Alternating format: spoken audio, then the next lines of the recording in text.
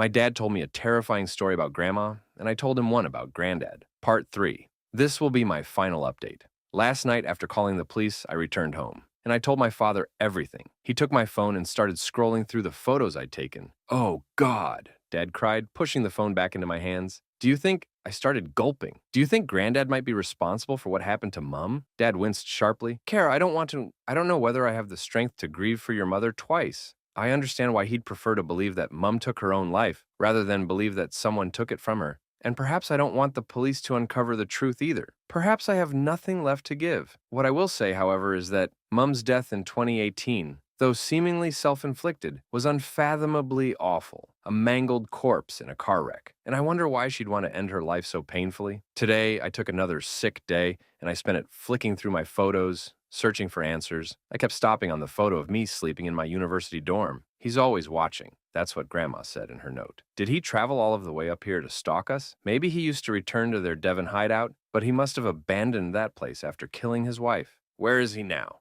I shuddered. There was a picture of Mum driving on the motorway, a picture Granddad had taken whilst he was driving too. He was following her, only 20 yards behind. In the picture, I could see the dashboard of Granddad's car and his left hand on the steering wheel. His wrist donned a gleaming golden Rolex. But most importantly, the photo captured his BMW's askew hood ornament, distinctly askew. A sinking feeling consumed me. "Dad," I said. My father lifted his head from the newspaper he'd been holding for several hours. He clearly wasn't reading any of the words. I could tell from his haunted face that his mind was swimming with the horrifying revelations I'd spilled that morning. "Yes?" he asked. "Is this the car you're always mentioning?" I asked, showing him the photo. My dad's eyes widened, and he slowly nodded at me, face turning a ghostly shade. For the past few years, he'd been moaning, on and off, about a BMW with that exact shabby ornament around our village, parked in places that it shouldn't be parked. Other people had complained about it too, but it always moved before anyone could do anything about it. "I think we need to call the police again," he whispered. I nodded,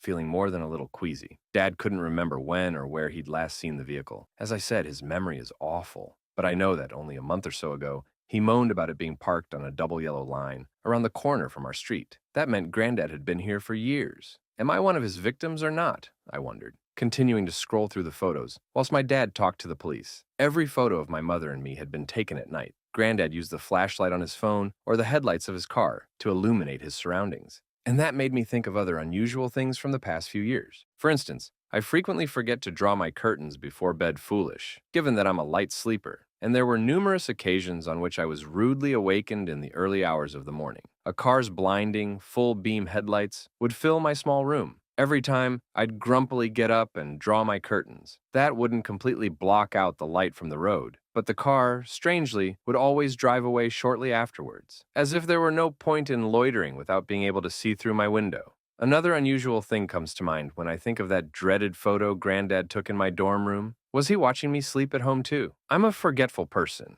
I've established that. But there were definitely times in the morning that I would wake to find my bedroom door ever so slightly ajar. I'm fairly certain I rarely forget to close it at night. That terrifies me more than anything. The thought that he entered our house, came close enough to touch me. "Thank you, officer," my dad said, hanging up the phone and turning to me. "The detective is going to keep an eye out for a car that matches the description. As for the broader investigation into Dad's location, they're looking into missing person cases from recent years. The officer is going to come over here and talk to us about moving somewhere safer, somewhere Granddad won't be able to find us." "We have to hide?" I asked, trembling. Dad hugged me. "I know you're scared, Kara, but it's going to be okay. This is just until the investigation wraps up. But you've done an amazing thing here, finding all of this evidence. I'm not cross with you for going to the caravan. I'm not. I understand why you did it, and it's nearly over. If he lives around here, it has to happen sooner or later. He has to be found. The police have everything under control." As we waited for Detective Simon Smith, I kept thinking about the fact that the police didn't seem to have anything under control. They'd known of this horror for 14 years, and they were no closer to solving anything. I wasn't expecting a dingy, brown Ford Focus to pull onto our driveway. The man who exited the car must have been in his early 30s, though his coarse skin aged him. He had thinning hair, but a neatly trimmed beard, and he wore a gray trench coat. The man tightened his black gloves as he approached us. "Nice to see you again, John," the detective said, shaking hands with my father. "Same to you, Simon," Dad replied. "Has it been 4 years?" Detective Smith nodded. "About that, John, yes. I'm sorry it's been so long. The case was, admittedly, gathering dust until yesterday's discovery. And this is Kara, I presume?" I nodded my head before shaking the man's hand. "I'm really sorry, Kara," Simon said somberly. What you saw in that caravan was something nobody should ever have to see. But you're incredibly brave and undoubtedly very smart. Perhaps a career in detective work is on the cards for you? I smiled weakly, struggling to speak. Right, well, I think the first thing we should do is find alternative accommodation for the two of you, Simon said. I'm sorry about that, but it's for your own safety. Until we find him. But he'll just follow us, I protested. He won't, I assure you, Simon replied. I'll be checking my tail the whole way. How long will we have to stay away? Dad asked. What if you never find my father? Simon shook his head. We'll find him, John. You've both been a massive help with this investigation. One of my colleagues located a BMW, matching your description on several recent CCTV tapes from business owners in town. It won't be long before your father rears his head. Realizing that arguing was futile, I went upstairs and packed a bag. 10 minutes later, with our most important belongings in hand, Dad and I walked with Detective Smith to his battered Ford Focus. So, where are you taking us? My father asked as we clambered inside and buckle your seatbelts. A travelodge in Manchester, Simon replied. With any luck, we'll have him within the month. He's leaving a trail, you see. Doubt he's keeping up with modern technology, modern ways of tracking people. I doubted that. As we set off, I watched my quaint village swim past the passenger side window. The sun was setting, but the sky was still a calming blue. A settled, safe world surrounded me, in contrast to the rainy, chaotic week which preceded it. How did you do it, Kara? Simon asked. I looked away from the window. What? How did you figure out where to find your granddad? He asked. I shrugged, nervously locking eyes with Simon in the rearview mirror. Grandma left clues. Simon chuckled, parroting what I'd said. Grandma left clues remarkable. I'm serious, you really should join the force. You're a damn sight better at this than me. It was as the car turned sharply onto a country road that I first noticed it. The sleeve of Simon's trench coat lifted as he steered to the left, and it revealed something beneath his black glove, a golden Rolex. My stomach immediately lurched. Won't this way take us longer, Simon? We should have turned right to head towards Manchester, my dad pointed out. Simon didn't reply. We found ourselves on a bumpy, disused road, dwarfed on either side by looming oak trees. The daylight was fading, and I was gripped by unimaginable terror, completely unable to say anything, unable to process what I'd seen. Simon, where are we going? My father asked. Dad, I finally managed to croak. I want to go home. You are home, Kara, Simon whispered. The detective brought the Ford Focus to a halt in the middle of a woodland clearing, far from civilization, far from anything but a small, lightless shack. And then there was a clicking noise. What Dad began. Get out of the car, Simon replied, pointing what I realized to be a handgun at my father. My father gasped. What is I won't tell you again, Simon warned. As my dad shakily opened the door, Simon aimed the pistol at me. His eyes were as untamed as his hair. You too, Miss Detective, he spat. Get out. Dad opened the door for me, and we embraced as Simon quickly slipped out of the driver's side to resume pointing the gun at both of us. Walk in front of me, he ordered. Head towards the front door and do not run.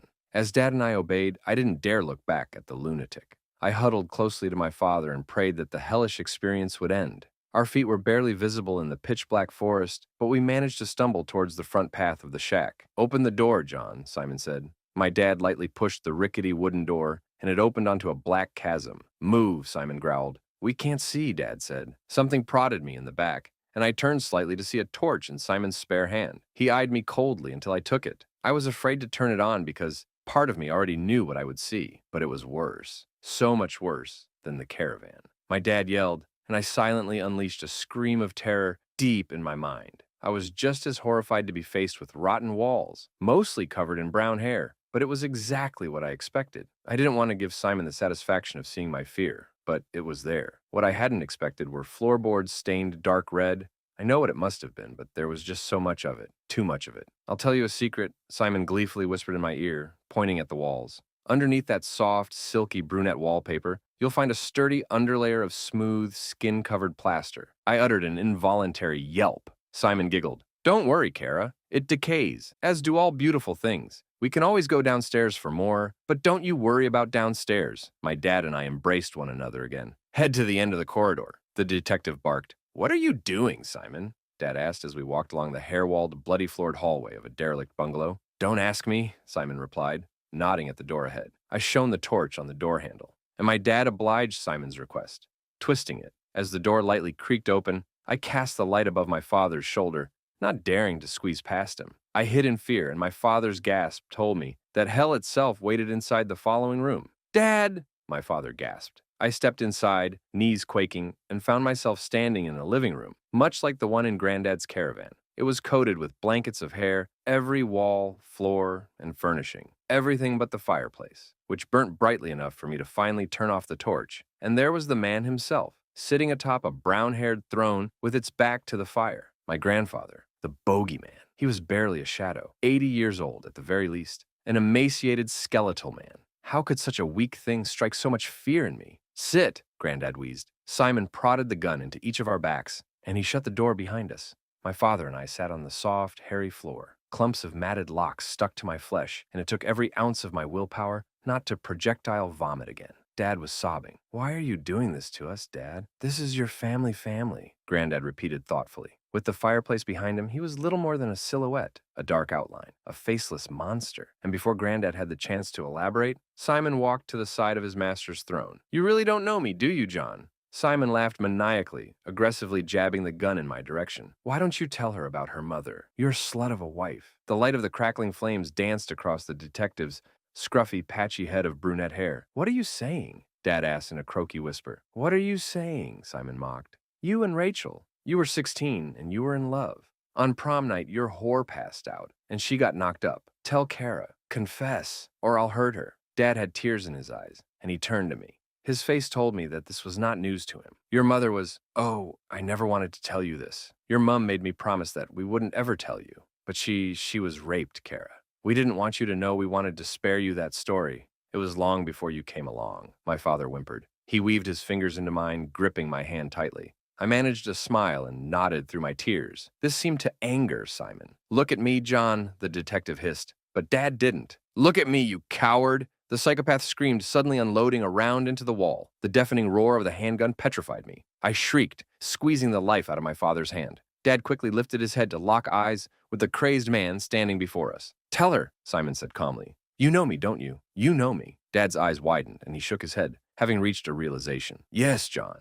The man nodded. "It's me, the rotten thing that you and Rachel discarded at an orphanage 34 years ago. A helpless baby, abandoned by my mother, and my Simon paused, smiling slightly. "Brother," Granddad finished. Silence filled the air as my grandfather's single word pierced the air, a stinging revelation. The disturbing nature of the truth struck me before my brain had even caught up. "What? What do you mean?" Dad whispered, though I knew he'd heard and understood, just as I had. "He saved me," Simon said, looking at Granddad. "Father saved me from the dump in which you and Mother left me, John." "Father," my dad cried, shaking violently. "She was perfect, your Rachel," Granddad coughed. "Her hair, perfect. When your mother grew too old to bear children, John, well, I had to look elsewhere. Rachel became the new key to my pure bloodline." Dad, face smeared with tears, started to wail. I simply continued to tremble. "Don't cry, brother," Simon whispered, strolling over to John. "Your pain won't last long. You'll join the wall soon." "Patience, son," Granddad barked as loudly as he could muster. "There is an order to these things." "Sorry, father," Simon fearfully whimpered. "The catalog?" Granddad nodded lightly, and his son-brother, to both my father and me, scurried out of the room in fear. The man on the vile throne then cast his gaze to me. With his back to the flames, his face was concealed by shadows, but I caught a glimmer of something in the demon's eyes. Joy, perhaps? A malformed type of joy, Kara Granddad muttered. "There is another thing I have longed to tell you. Something your father doesn't know, shouldn't know. Come closer, girl." Lip quivering, I crawled across the floor, and I stopped inches in front of my grandfather's throne. The man unfurled his shaky fingers, caressing my cheek with those gnarled appendages. He leaned forward to whisper in my ear, and his following words will haunt me until the end of my days. "You are also a child of my purest bloodline," he groaned. "My greatest achievement, greater than Simon or John, your brothers. You will inherit my gifts soon enough. I see it in your eyes, the hunger. I wish I'd misinterpreted him, but I know I didn't. I understood him perfectly. He was my father." I crawled backwards, horrified and disbelieving eyes stretched wide. I crawled straight into my real father's warm, comforting arms. I tried not to think about what he'd done to my mother twice, using those dreaded sweets, no doubt. But part of me still fears that she knew,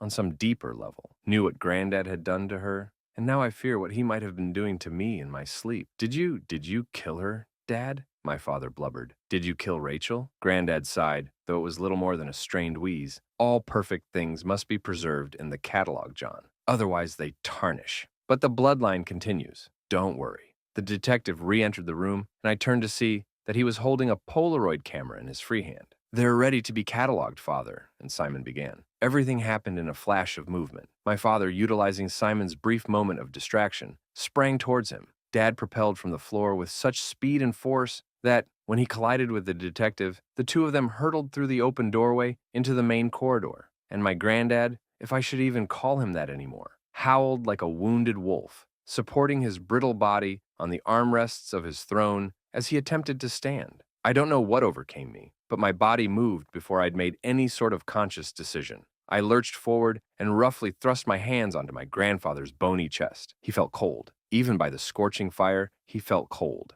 I pushed him backward. Granddad and his throne of matted hair fell into the inferno, and the withered man screeched at a piercing volume as flames ensnared him. I stood in a frozen position, witnessing a horrifying spectacle of burning hair, flesh, and whatever else formed the bogeyman. It was all over far quicker than I expected. Granddad was reduced to a charred mess, mostly concealed by the raging fire. "Father," I heard Simon splutter in pain. I turned to see Dad kneeling on the madman's chest, launching punch after punch into his bloody, bruised face. "Kara," my father shouted, not taking his eyes off the monster that he was bludgeoning to death.